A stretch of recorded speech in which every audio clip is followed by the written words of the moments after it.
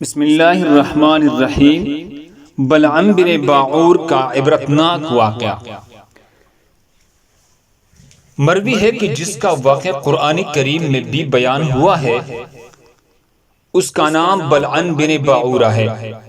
یہ بھی کہا گیا ہے کہ اس کا نام صفی بن راہب تھا۔ یہ بھی کہا گیا ہے کہ یہ بلقا کا ایک شخص تھا جو اسم اعظم جانتا تھا اور جباریین کے ساتھ بیت المقدس میں رہا کرتا تھا۔ یہ بھی کہا گیا ہے کہ یمنی شخص تھا جس نے کلام اللہ کو ترک کر دیا تھا۔ یہ شخص بنی اسرائیل کے علماء میں سے تھا۔ اس کی دعا مقبول ہو جایا کرتی تھی۔ بنی اسرائیل سختیوں کے وقت اسے آگے کر دیا کرتے تھے۔ اللہ اس کی دعا مقبول فرما لیا کرتا تھا۔ اسے حضرت موسیٰ نے مدین کے بادشاہ کی طرف اللہ کی دین کی دعوت دینے کے لیے بھیجا تھا۔ اس عقل مند بادشاہ نے اسے مکر و فریب سے اپنا لیا۔ اس کے نام کئی گاؤں کر دی اور بہت کچھ انعام اکرام دیا۔ یہ بدنصیب دین موسوی کو چھوڑ کر اس کی مذہب میں جا ملا۔ یہ بھی کہا گیا ہے کہ اس کا نام بلعام تھا۔ یہ بھی ہے کہ یہ امیہ ابن ابو سلط ہے۔ ممکن ہے یہ کہنے والے کی یہ مراد ہو کہ یہ امید بھی اس کے مشابہ تھا، یعنی یہ امیہ اسی کے ساتھ مشابہ تھا، اسے بھی اگلی شریعتوں کا علم تھا، لیکن یہ ان سے فائدہ نہ اٹھا سکا۔ حضور کے زمانے کو بھی اس نے پایا۔ آپ کی آیات بینات دیکھی، معجزے اپنی آنکھوں سے دیکھ لے، ہزارہا لوگوں کو دین حق میں داخل ہوتے دیکھا، لیکن مشرکین کی میل جول، ان میں امتیاز، ان میں دوستی اور وہاں کی سرداری کی ہوس نے اسے اسلام اور قبول حق سے روک دیا۔ اسی نے بدری کافروں کی ماتم میں مرثی کی۔ بعض احادیث میں وارد ہے کہ اس کی زبان تو ایمان لا چکی تھی لیکن دل مومن نہیں ہوا تھا۔ کہتے ہیں کہ اس شخص سے اللہ تعالیٰ نے وعدہ کیا تھا کہ اس کی دعائیں جو بھی کرے گا مقبول ہوگی۔ اس کی بیوی نے ایک مرتبہ اس سے کہا کہ ان 3 دعاؤں میں سے ایک دعا میرے لیے کر دے۔ اس نے منظور کر لیا اور پوچھا گیا دعا کرانا چاہتی ہوں؟ اس نے کہا اللہ تعالیٰ مجھے اس قدر حسن خوبصورتی عطا فرمائی کہ مجھ سے زیادہ حسین عورت بنی اسرائیل میں کوئی نہ ہو۔ اس نے دعا کی اور وہ ایسی ہی حسین ہو گئی۔ اب تو اس نے پر نکالے اور اپنے میاں کو محض بے حقیقت سمجھنے لگی۔ بڑی بڑی لوگ اس کے طرف جھکنے لگی اور یہ بھی ان کے طرف مائل ہو گئی۔ اسے یہ بہت کڑا اور اللہ سے دعا کی یا اللہ اسے کتیا بنا دے۔ یہ بھی منظور ہوئی، وہ کتیا بن گئی۔ اب اس کے بچے آئے، انہوں نے گھیر لیا کہ آپ نے غضب کیا، لوگ ہمیں تانا دیتے ہیں اور ہم کتیا کے بچے مشہور ہو رہے ہیں۔ آپ دعا کیجئے کہ اللہ اسے اس کی اصل حالت میں پھر سے لا دے۔ اس نے وہ تیسری دعا بھی کر لی۔ تینوں دعائیں یوں ہی ضائع ہو گئی اور یہ خالی ہاتھ بے خیر رہ گیا۔ مشہور بات تو یہ ہے کہ بنی اسرائیل کی بزرگوں میں سے یہ ایک شخص تھا۔ بعض لوگوں نے یہ بھی کہہ دیا ہے کہ یہ نبی تھا۔ یہ محض غلط ہے، جھوٹ ہے اور کلہ افتراء ہے۔ مروی ہے کہ حضرت موسیٰ علیہ السلام جب قوم جبارین سے لڑائی کے لیے بنی اسرائیل کی ہمراہی میں گئی، انہیں جبارین میں بلعام نامی یہ شخص تھا۔ اس کی قوم، اس کی قرابت دار، چچا وغیرہ سب اس کے پاس آئے اور کہا موسیٰ اور اس کی قوم کے لیے آپ بد دعا کیجئے۔ اس نے کہا یہ نہیں ہو سکتا، اگر میں ایسا کروں گا تو میرے دنیا اور آخرت دونوں خراب ہو جائیں گے۔ لیکن قوم سر ہو گئی، یہ بھی لحاظ مروت میں آ گیا، بد دعا کی۔ اللہ تعالیٰ نے اس سے کرامت چھین لی اور اسے اس کی مرتبے سے گرا دیا۔ سدی رحمہ اللہ کہتے ہیں جب بنی اسرائیل کو وادی تیہ میں 40 سال گزر گئے تو اللہ تعالیٰ نے حضرت یوشع بن نون علیہ السلام کو نبی بنا کر بھیجا۔ انہوں نے فرمایا کہ مجھے حکم ہوا کہ میں تمہیں لے کر جاؤ، ان جباریین سے جہاد کرو۔ یہ آمادہ ہو گئی، بیعت کر لی۔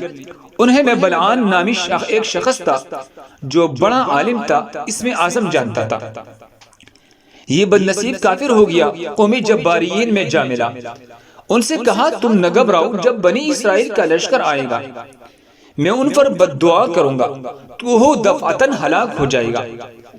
اس کے پاس تمام دنیاوی ٹاٹ تھے، لیکن عورت کی عظمت کی وجہ سے یہ ان سے نہیں ملتا تھا، بلکہ ایک گدھی پال رکھی تھی۔ شیطان اس پر غالب آ گیا، اسے اپنے پندے میں پانس لیا، جو کہتا تھا کرتا تھا، آخر ہلاک ہو گیا۔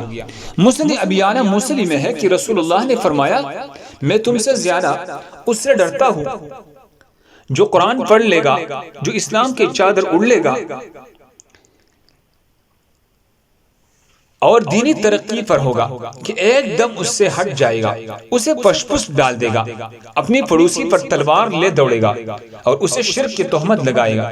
حضرت حذیفہ نے یہ سن کر دریافت کیا یا رسول اللہ، مشرک ہونے کے زیادہ قابل کون ہوگا، یہ تہمت لگانے والا یا وہ جسے تہمت لگا رہا ہے؟ فرمائے نہیں، بلکہ تہمت درنے والا۔ بہرحال وہ دنیاوی لذتوں کی طرف جھک پڑا، یہاں تک کہ شیطان کا پورا مرید ہو گیا، اسے سجدہ کر لیا۔ کہتے ہیں کہ اس بلعام سے لوگوں نے درخواست کی کہ آپ حضرت موسیٰ بنی اسرائیل کے حق میں بد دعا کیجئے۔ اس نے کہا اچھا میں اللہ سے حکم لے لو۔ جب اس نے اللہ تعالیٰ سے مناجات کی تو اسے معلوم ہوا کہ بنی اسرائیل مسلمان ہیں، ان میں اللہ کی نبی موجود ہے۔ اس نے سب سے کہا کہ مجھے بد دعا کرنے سے روک دیا گیا۔ انہوں نے بہت سارے تحفے تحائف جمع کر کے اسے دی، اس نے سب رکھ لی، پھر دوبارہ درخواست کی کہ ہمیں ان سے بہت خوف ہے، آپ ان کو ضرور بد دعا کیجئے۔ اس نے جواب دیا کہ جب تک میں اللہ تعالیٰ سے اجازت نہ لے لو تو میں ہرگز یہ نہ کروں گا۔ اس نے پھر اللہ تعالیٰ سے مناجات کی، لیکن اسے کچھ نہ ملا۔ اس نے یہی جواب انہیں دیا جو انہوں نے کہا، دیکھو اگر منع ہی مقصود ہوتا تو آپ کو روک دیا جاتا، جیسا کہ اس سے پہلے روک دیا گیا۔ اس کی بھی سمجھ میں آ گیا، اٹھ کر بد دعا شروع کی۔ اللہ کی شان ہے بد دعا ان پر کرنے کے بجائے ان کی زبان سے اپنی ہی قوم کے لیے بد دعا نکلی۔ جب اپنی قوم کی فتح کی دعا مانگا چاہتا تو بنی اسرائیل کے فتح نصرت کی دعا نکل دی۔ قوم نے کہا آپ کیا غضب کر رہے ہیں؟ اس نے کہا کیا کروں، میرے زبان میرے قابو میں نہیں۔ سنو اگر سچ مچ میرے زبان سے ان کے لیے بد دعا نکلی بھی تو قبول نہ ہوگی۔ سنو اب میں تمہیں ایک ترکیب بتاتا ہوں، اگر تم اس میں کامیاب ہو گئی تو سمجھ لو بنی اسرائیل برباد ہو جائیں گے۔ تم اپنی نوجوان لڑکیوں کو بناؤ سنگارا کر کے ان کے لشکروں میں بھیجو اور انہیں ہدایت کر دو کہ کوئی ان کے طرف جھکے تو انکار نہ کرے۔ ممکن ہے بوجہ مسافرت لوگ زناکاری میں مبتلا ہو جائے۔ اگر یہ ہوا تو چونکہ یہ حرام کاری اللہ کو سخت ناپسند ہے، اسی وقت ان پر عذاب آ جائے گا اور یہ تباہ ہو جائیں گے۔ ان بے غیرتوں نے اس بات کو مان لیا، یہی کیا، خود بادشاہ کی بڑی حسین و جمیل لڑکی بھی بن ٹن کر نکلی، اسے ہدایت کر دی گئی کہ سوائے حضرت موسیٰ علیہ السلام کی اور کسی کو اپنا نفس نہ سونپے۔ یہ عورتیں جب بنی اسرائیل کے لشکر میں پہنچے تو عام لوگ بے قابو ہو گئے، حرام کاری سے بچ نہ ہو سکے۔ شہزادی بنی اسرائیل کے ایک سردار کے پاس پہنچے، اس سردار نے اس لڑکی پر ڈوڑے ڈالی، لیکن اس لڑکی نے انکاری کیا۔ اس نے بتایا میں فلاں فلاں ہوں۔ اس نے اپنے باپ سے بلعام سے بچوایا، اس نے اجازت دی، یہ خبیث اپنا منہ کالا کر رہا ہے، جیسے حضرت ہارون علیہ السلام کی اولاد میں سے کسی صاحب نے دیکھ لیا، اپنے نیزے سے ان دونوں کو فرو دیا۔ اللہ تعالیٰ نے اس کی دست و باز قوی کر دی، اس نے یوں نہیں ان دونوں کو چدی ہوئی اٹھا لیا۔ لوگوں نے بھی انہیں دیکھا۔ اب اس لشکر پر عذاب رب بے شکل تعاون آیا، 70,000 آدمی فوراً ہلاک ہو گئے۔ بلعام اپنی گدی پر سوار ہو کر چلا، وہ ایک ٹیلی پر چڑھ کر رک گئی۔ اب بلعام اسے مارتا پیٹتا ہے لیکن وہ قدم نہیں اٹھاتی۔ آخر گدی نے اس کی طرف دیکھا اور کہا مجھے کیوں مار رہا ہے؟ سامنے دیکھ کون ہے؟ اس نے دیکھا تو شیطان لعین کھڑا ہوا تو یہ اتر پڑا اور سجدے میں گر گیا۔ الغرض ایمان سے خالی ہو گیا۔ اس کا نام یا تو بلعام تھا یا لبعم بن باعورہ یا ابن ابر بار بن باعور بن شہوم بن قشم بن ماب بن لوط بن ہارون یا ابن مران بن آزر۔ یہ بلقا کا رئیس تھا، اس میں اعظم جانتا تھا لیکن اخیر میں دین حق سے ہٹ گیا۔ ایک روایت میں ہے قوم کے زیادہ کہنے سننے سے جب یہ اپنی گدی پر سوار ہو کر بد دعا کے لیے چلا تو اس کی گدی بیٹھ گئی۔ اس نے اپنی مار پیٹ کر اٹھایا کچھ دور چل کر پھر بیٹھ گئی. اس نے اسے پھر مار پیٹ کر اٹھا لیا. اسے اللہ نے زبان دی. اس نے کہا تیرا ناس ہو جائے، تو کہاں اور کیوں جا رہا ہے؟ اللہ کے مقابلے میں اس کے رسول سے لڑنے، مومنوں کو نقصان دلانے جا رہا ہے. دیکھ تو صحیح، فرشتے میرے راہ رکے کڑے ہیں. اس نے پھر بھی کچھ خیال نہ کیا، آگے بڑھ گیا. حبان نامی پہاڑی پر چڑھ گیا جہاں سے بنی اسرائیل کا لشکر سامنے ہی نظر آتا تھا. اب ان کے لیے بد دعا اور اپنی قوم کے لیے دعا کرنے لگا، لیکن زبان الٹ گئی. دعا کی جگہ بد دعا اور بد دعا کی جگہ دعا نکلنے لگی. قوم نے کہا کیا کر رہا ہے؟ کہا بے بس ہو. اسی وقت اس کی زبان نکل پڑی، سینے پر لٹکنے لگی. اس نے کہا لو میرے دنیا بھی خراب ہو گئی، دین تو بالکل برباد ہو گیا.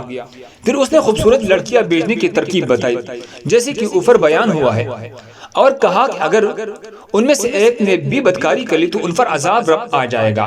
ان عورتوں میں سے ایک بہت ہی حسین عورت جو کنانی آتی، جس کا نام کستی تھا، جو سور نامی ایک رئیس کی بیٹی تھی. اور جب بنی اسرائیل کے ایک بہت بڑے سردار زمری بن شہوم کے پاس سے گزری، جو شمعون بن یعقوب کے نسل میں سے تھا، وہ اس پر فریفتہ ہو گیا. دلیری کے ساتھ اس کا ہاتھ تامی ہوئی حضرت موسیٰ کے پاس گیا. کہنے لگا آپ تو شاید کہہ دیں گے یہ مجھ پر حرام ہے. آپ نے کہا بے شک. اس نے کہا میں آپ کی یہ بات تو نہیں مان سکتا. اسے اپنے خیمے میں لے گیا، اس سے منہ کالا کرنے لگا. وہی اللہ تعالیٰ نے ان پر تعاون بھیج دیا.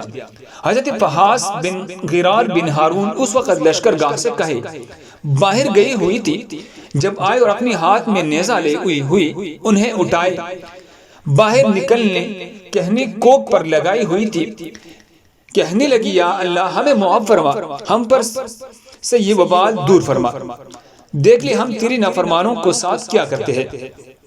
ان کی دعا اور اس پیر سے تعاون اڑ گیا. لیکن اتنے دیر میں جب حساب لگایا گیا تو 70,000 آدمی اور ایک روایت کی روح سے 20,000 آدمی مر چکی تھی. دن کا وقت تھا اور کنانیوں کی یہ چوکریاں سودا بیچنے کی بہانے صرف اسی لیے آئی تھی کہ بنی اسرائیل بدکاری میں پھنس جائے، ان پر عذاب آ جائے. بنی اسرائیل میں اب تک یہ دستور چلا آ رہا ہے کہ وہ اپنے ذبیحہ میں سے گردن اور دست اور سری اور ہر قسم کا سب سے پہلا پھل پہاس کے اولاد کو دیا کرتے. اللہ کا فرمان ہے کہ اس کی مثال کتے کی سی ہے، خالی ہے تو ہانگتا ہے، دکتارا جائے تو ہانگتا رہتا ہے. یا تو اس مثال سے یہ مطلب ہے کہ بلعام کے زبان نیچے کو لٹک پڑے تھی تو پھر اندر کو نہ ہوئی کتے کی طرح ہانتا رہتا تھا، زبان باہر لٹکائی رہتا تھا. یہ بھی معنی ہے کہ اس کی ضرارت اس پر جمی رہنے کی مثال دی کہ اسے ایمان کی دعوت، علم کی دولت، غرض کس چیز نے برائی سے نہ ہٹایا. جیسی کتے کی اس زبان لٹکنے کی حالت برابر قائم رہتی تھی، خواہ اسے پاؤ تلے روند خواہ چھوڑ دو. جیسی بعض کفار مکہ کی نسبت فرمان ہے کہ انہیں واز و پند کہنا نہ کہنا سب برابر ہے، انہیں ایمان نصیب نہیں ہونے کا. اور جیسی بعض منافقوں کی نسبت فرمان ہے کہ ان کے لیے تو استغفار کر یا نہ کر اللہ انہیں نہیں بخشے گا. یہ بھی مطلب اس مثال کا بیان کیا گیا ہے کہ ان کافر و منافقوں گمراہ لوگوں کی دلبودی اور ہدایت سے خالی ہے، یہ کبھی مطمئن نہیں ہوتے. پھر اللہ عز و جل اپنی نبی کو حکم دیتا ہے کہ تو انہیں پند نصیحت کرتا رہے تاکہ ان میں سے جو عالم ہے وہ غور فکر کرے، اللہ کے راہ پر آ جائے. یہ سوچے کہ بلعام اور ان کا کیا حال ہو. دینی علم جیسی زبردست دولت کو جس نے دنیا کی سفلی راحت پر کو دیا، آخر نہ یہ ملا نہ وہ، دونوں ہاتھ خالی رہ گئے. اسی طرح یہ علماء یہود جو اپنی کتابوں میں اللہ کی ہدایت پڑھ رہی ہے، آپ کے اوصاف لکھ کے پاتے ہیں، انہیں چاہے کہ دنیا کے تمام میں پنس کر اپنی مریدوں کو پانس کر بول نہ جائے، ورنہ یہ بھی اس کی طرح دنیا میں کودی جائیں گے.